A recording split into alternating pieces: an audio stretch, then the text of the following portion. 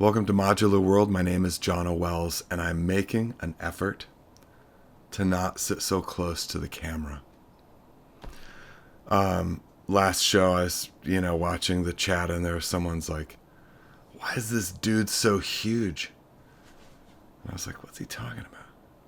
I mean, I know I'm like 6'1", but he was talking about was that I'm sitting at the camera like this. And I'm talking like this. Hi. It's like, what the fuck am I doing? You could see like deep into my pores. And then I started looking at shows of the past. I've been doing it forever. So anyway, I apologize for the huge head. It honestly just, I don't know why it never occurred to me. All right, let's tighten up here. We obviously don't have a script, and we're totally just giving you the real deal. Today is, it's Valentine's weekend. So thank you for, I'm sure, sitting there with your partner watching Modular World. You could probably see better on this side. Thank you, partner, for sitting and watching Modular World with me. This is great. My wife won't touch this stuff. Like, she used to go to our shows here in San Diego. Now she's just like, so, we do the best we can. All right. Today's show features Freddy Foxtrott and Carnal Ex. And these two guys have been real mainstays of the New York scene.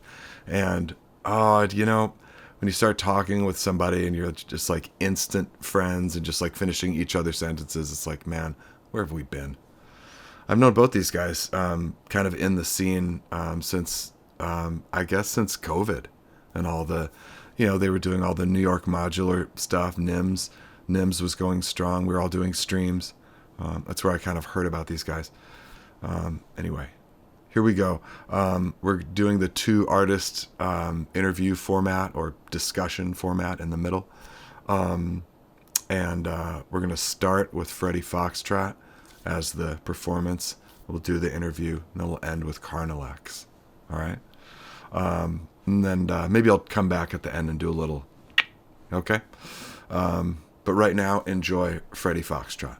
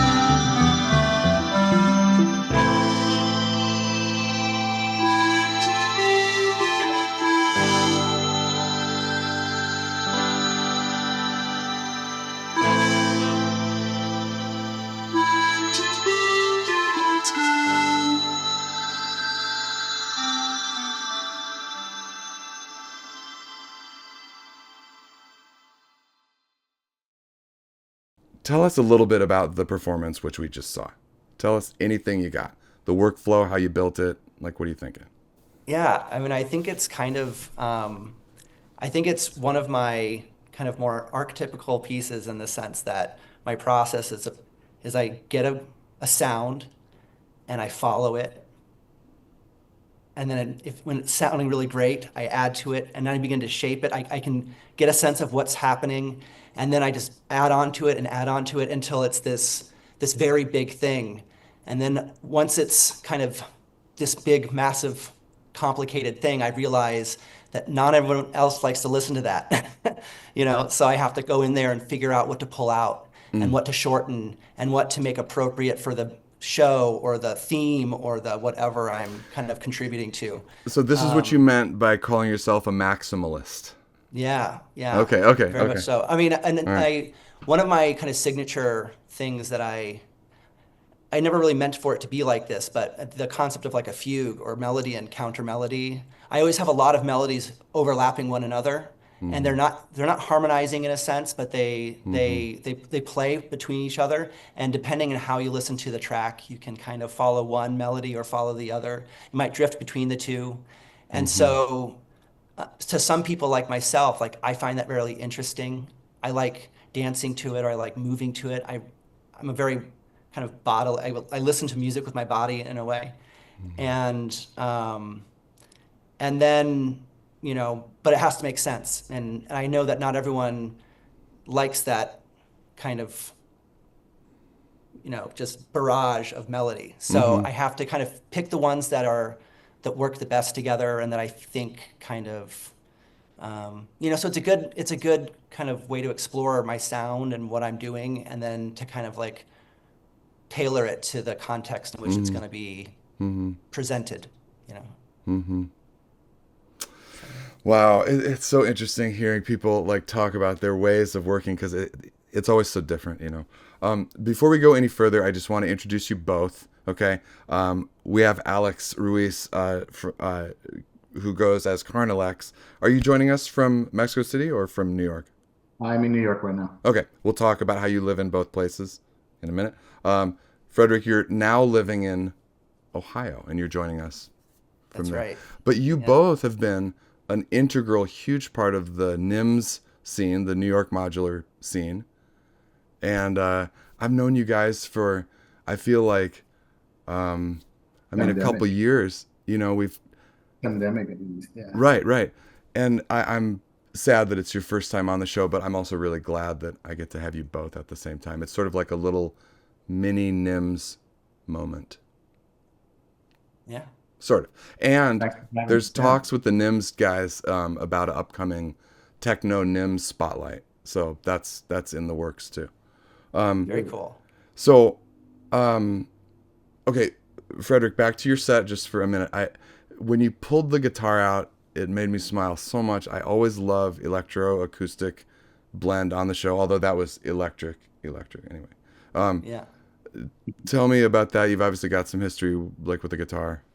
Yeah, I mean, that's my first instrument. I think everyone comes to music through an instrument, and then when you visualize like writing music or how notes relate to one another, you kind of visualize with that instrument. I mean, maybe that's not the same for everyone, but it's certainly true for me. And for me, that's guitar.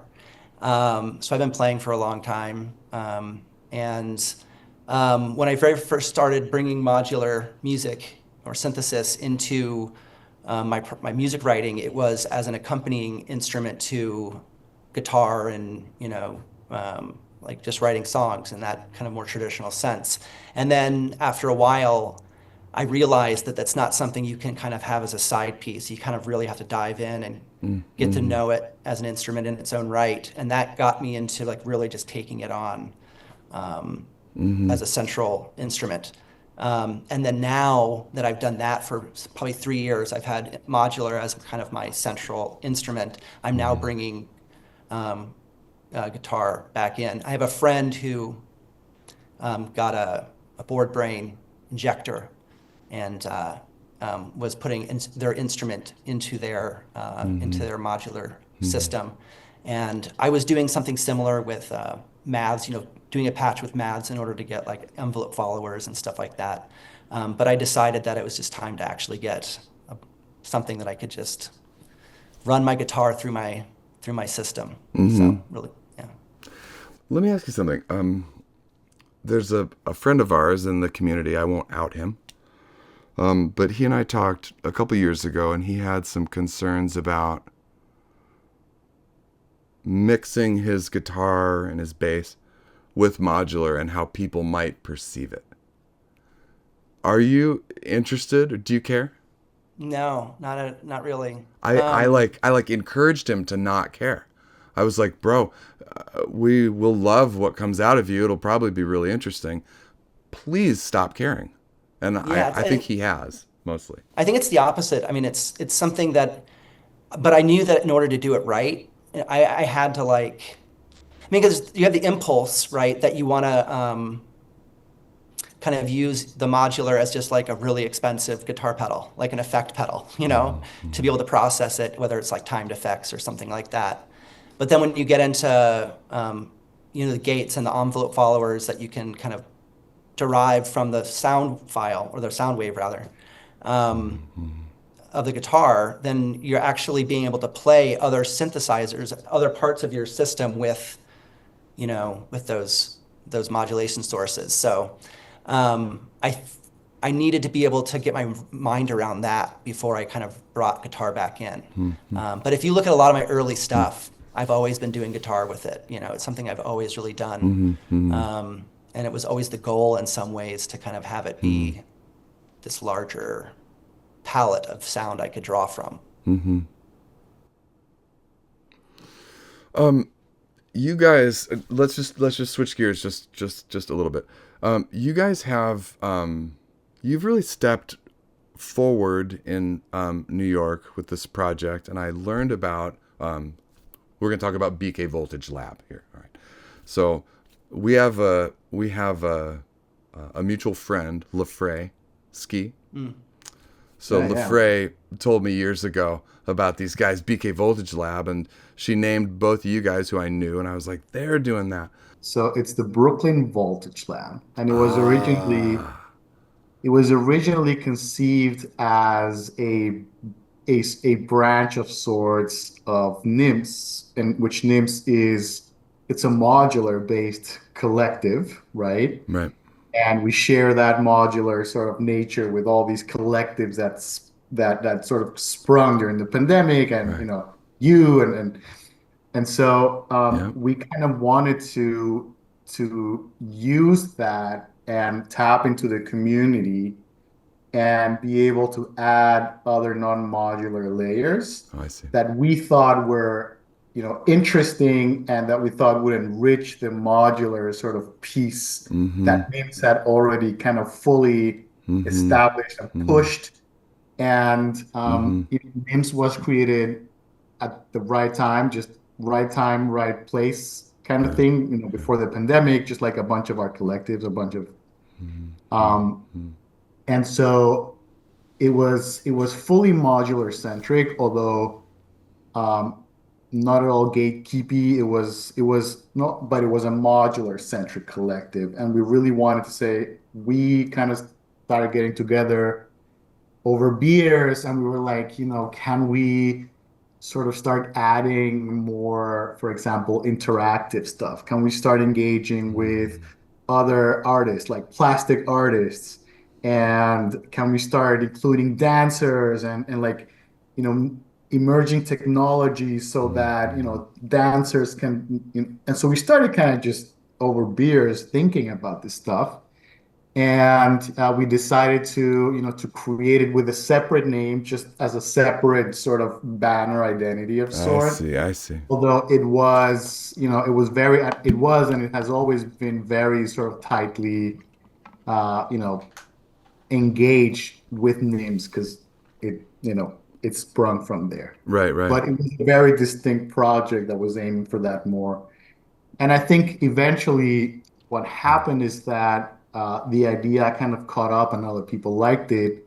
And what ended up happening is that then NYMS as a community ended up opening to that idea. And then we kind of just merged everything together into this one big family, and now that's sort of the I situation see, now. I see.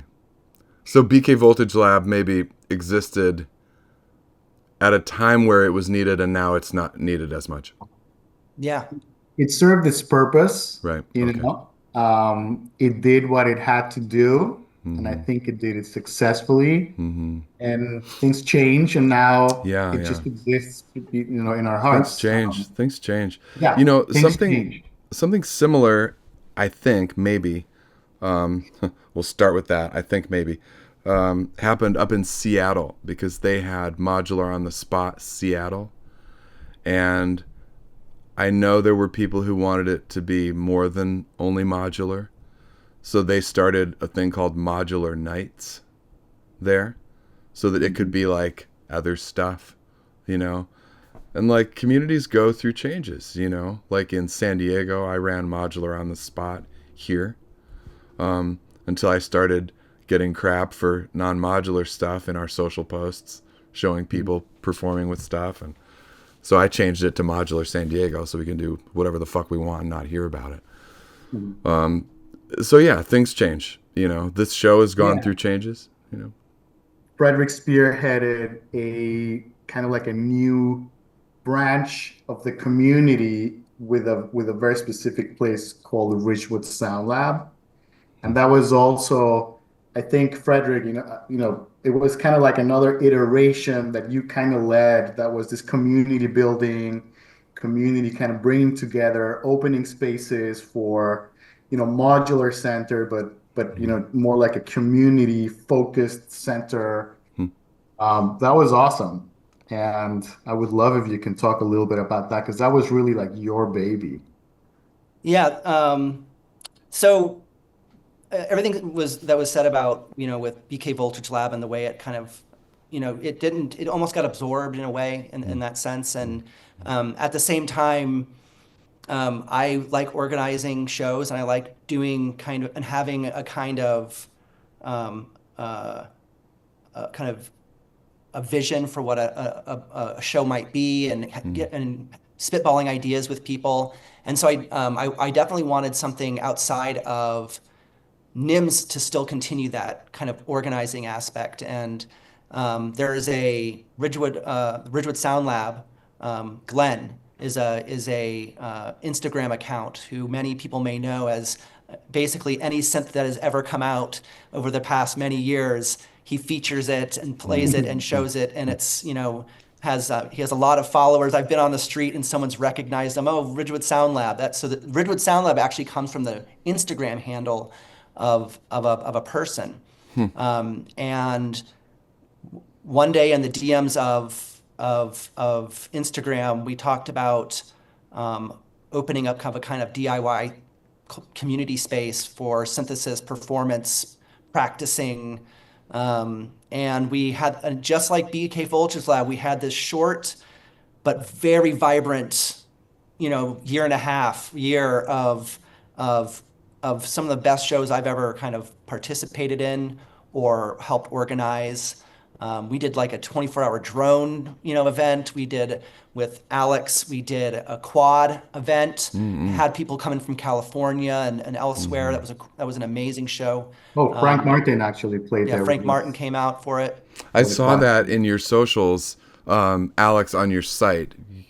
You were talking Yeah. about your quad show, and you had all those Yeah, worthwhile, so helpful drawings. yeah. And then I saw Frank in there. Yeah. Yeah, Yeah. yeah, yeah. So Glenn was my partner, like very strongly my Mm, partner in that mm, kind of venture. mm, And we were, thinking of another thing to call it because we didn't want to call it his Instagram handle because that's kind of his identity. But at the same time, it was in Ridgewood and it just became this, everyone started referring to the space as Ridgewood Sound Lab, and it's one of those old soccer club, first floor Ridgewood, Queens soccer club venues that was nothing was happening with it, and so we had the opportunity to do with what we kind of wanted, and we just took advantage of that, and it was really mm-hmm. some of the best memories I ever have as Used to both a be a player. bar, right? It was But like back in the day, it was a bar, right? It was it's been a bar. like Well, it a was a soccer single club. club. People would go play, and then you would have to go. drink at the bar of the people who you lost to, or they would have socials for the soccer club to have socials, or and there's a deep history of the Ridgewood Soccer Club's scene in Old Queens. And so now all these kind of spaces are just at the bottom of all these buildings. New York Most is of so them, interesting with stuff like this. yeah, it was most of them been turned into bars or repurposed into storefronts or whatever. And this one was just, it was a bar at some point in time, but now it was just unused. Classic And New York stuff, man. yeah, Classic. and so we just decided to make use of that space, and it was up until the time, basically before I left, it was just really just yeah, it was just such a key moment for me, and I know for a lot of other people. We'd get together and sometimes have, Such an amazing, yeah, such an amazing project. And that was all really, Frederick with Glenn pushing this, and they had like a small entourage of people helping them. And part of what happened with Ridgewood Sound Lab is that we opened it to multiple collectives. It was very explicitly a trans collective sort of effort, and so we organized shows, and we would, link up with the Life Code NYC folk, and Frank came, and so we had like that area, that collective, Left Coast Life repping, and so it was kind of this hub that it explicitly was thought of as a hub for different artist collectives to just explore and do whatever they wanted to do. And Glenn Right. has all the Right. most amazing equipment. And then We got to meet every this guy. Sunday or every other Sunday, he would just bring all his stuff down, and we had this big kind of like space to just noodle around for hours. It was so awesome. All You right, can't listen. have nice things in New York. People watching this show. Okay, look. You can see it in all of our eyes. Okay? We talk about these things and the passion just comes over our faces, right? If you are watching this show and in your town, in your city, in your whatever, there's bupkis happening and you want it happening, look at these two. Look at the projects which they come up with in their own town. They make it happen. I've done the same thing here in San Diego, like on this Yeah, show too. Make it happen is the message. Make it happen. Look at these two. Awesome. You are the scene. Frederick, really quickly, when did you move to Ohio from New York, and how long have you been gone? Just at the end of the summer. So just since August, Just a I've couple been months. here. Okay. Yeah, just a couple months, but I've already kind of hooked up with a lot of local players, and just trying to, you know, to your point about doing stuff, it's not always about finding venues in which you can perform, but it's about enabling other people as well. That sounds Totally. it's kind of cheesy to say that, but It's not cheesy at all. I mean, some people might take it that way, but it's not. It's not It really cheesy at all. It's really something that if you do that, then and you do it authentically, then you benefit from it because you're around other players who you would never. I've learned so much from the people who have nothing, zero in common with my music style or Totally. my musical sensibility, and I hope in some ways that I've kind of reciprocated that in some way as well. So So important. yeah. So So important. Ohio, that's kind of starting. I can already feel it a little bit. There's a group of players that have, I've been kind of, doing sound for or doing small little things with. It's really great. It's a really great little small community out here. No, I couldn't agree more. I believe in it too. I mean, I take it for granted because I came up in bands. So being on a stage or performing or doing that, I mean, that's in my blood. I love it. I've done it a thousand times. But a lot of people, like in our community, got into this in their bedrooms, and the thought of bringing it out, it's not even part of it really. It's like, That's oh, very true. I don't need to go out. I'm just kind of cool doing it here. And we're going, no, it's part of it. You have to go out and play now. Yeah. It's kind of part of it. And so it's cool to really push people here in San Diego and on the show here too, to be like, it's time. And they're like, oh, I don't think I want to, Bobby Chaos, last show. I was talking to him 3 years ago. Let's get you on. Oh, dude, I'm still on. I don't know. Takes a little while. Now he's ready to come out. I'm stoked with that. Let's go. Takes time. Yeah. That's a big deal. And streaming has its own amazing, has its own, that's another community that, EMS. Alex, Earth Modular Society. Yep. That, I think during the pandemic, I've been doing modular since 2017, but when, 2020 happens, it was so interesting because we all found each other because after things opened up again, we're like, wait a second, we live within hanging out distance of one another. Like, what the fuck? Yeah. Yeah. So, Yeah. and I think a lot of some of these things were happening just before the pandemic in some sense. So there was like right before the pandemic, some of this stuff was happening. But really that kind of accelerated a lot of the kind of connections because streaming served that role of performance. I know that and Colorado and WMD and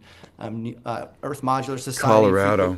Colorado. All these people started doing these shows that really kind of connected us. And now I have people in California, people in England, people in Europe who I've met that, I'm sure if I were to go there and had my rigs, I would find a home or a meetup or a gig or something. Oh, yeah. And that comes from streaming. So streaming in that online world, that comfort has its own benefit as well. Oh, yeah. To your point, there's nothing quite like going out on stage and kind of giving it, that. No, we really all have made global friendships. So Angelia, who is Jean-Claude Hodan, who lives in France, you maybe know Angelia. He just visited here with his wife and his sister, and we put on a show for him. He played Modular San Diego. Everyone came out to see. It's a big deal. So you're absolutely right that if you were in Belgium somewhere with your 7U case, that Jerome Mardaga, Tamil would probably stand up and throw a show and make sure there was something happening. That's wonderful. Yeah. Alex, or wait, you've both been involved pretty heavily with EMS or mostly Carnal Ex? Oh yeah, we're both. Alex, how did EMS transform your journey into the modular scene? One thing that streaming with EMS told me, because it was just long streams and very often, is you gotta let the piece breathe. You gotta let it breathe for others who are just starting. They listen to something for the first time, and they're just kind of getting into the vibe. Don't cut it, just because you already know exactly how it works. It's a really good lesson. People lean into it. Let other people kind of like breathe it, and that takes time. And so that pulling the brake over my anxieties when performing live, so streaming for others, was one of the the gold nuggets that I got from EMS. Besides the fact that it's an amazing community. And can you explain the part of your life in Mexico City and part of your life in New York? How does that work? There's a lot of really interesting emerging scenes for electronic music with new media. And there's a lot of really interesting projects there, like local collectives. And so what I've been doing is reaching out as much as I can to these people and trying to network, trying to establish some connection there with the goal of eventually having people from Mexico City come here and play for our shows, and then have people from New York go to Mexico City and organize kind of like cross shows. That's my dream. That's the goal, and it's a work in progress. It's very slow. Because the networking part, sometimes when I'm in Mexico City, I reach out to people in the way I do in New York. In New York, it's like you reach out to someone like Frederick with Glenn, and you start something right away. Everybody's like very like, oh yeah, And the vibe in Mexico City is a little bit more restrained, and so it takes a little bit more of like work to like get in and establish the rapport, and then you can start like, hey, because if you go too fast, people get skittish How because interesting. that's what we do. Mexico City is like skittish, and so that has been kind of an interesting culture shock for me, trying to replicate some of my networking in Mexico City the way I do it here. It doesn't work. It's a little bit more structured, a little bit more formal, less the, hey, you want to do something cool? Yeah, let's fucking do it. And then you start doing something cool, and then Right. yeah. But that's the dream. So if there's anybody from Mexico City watching this, please reach out because we need to connect and do really cool shit. That's so cool, man. Before we watch the performance, tell us a little bit about what you made and what went into your thought process of creation of that. I said that all really poorly, but you know what I mean. Yeah, for sure. So it is mostly the quad drum, the QD drum, which Yeah. is one of my favorite modules, is in charge of it's driving a lot of the clickiness that you'll hear. And so that is sort of like the foundation for the rhythm. It's all the quad drum, which I love because you can use waveforms um, um, to generate the drums. So you can use samples and drums. So that's sort of like the foundation for the rhythm, and then there is the bass is being driven by the Brenzo, by the Frap Tools Brenzo, which it's such a nasty bass. Like that module is just so raw. And so that's kind of coming in with the bass. And I have a piston Honda being synced to the Brenzo. And so it's kind of just following the Brenzo, Those are but two of the most like raw like oscillators ever. well, yeah. I had to buy a couple of filters to tame these modules because that's when they really shine, right? With proper filtering, these two really good. And so that's kind of on the bass and the drum side and on the textures. And then this is actually one of the first pieces I show where I'm using the sequential take five. And so the sequential take five is in the background doing some of the atmospheres and some of the bell like thingies.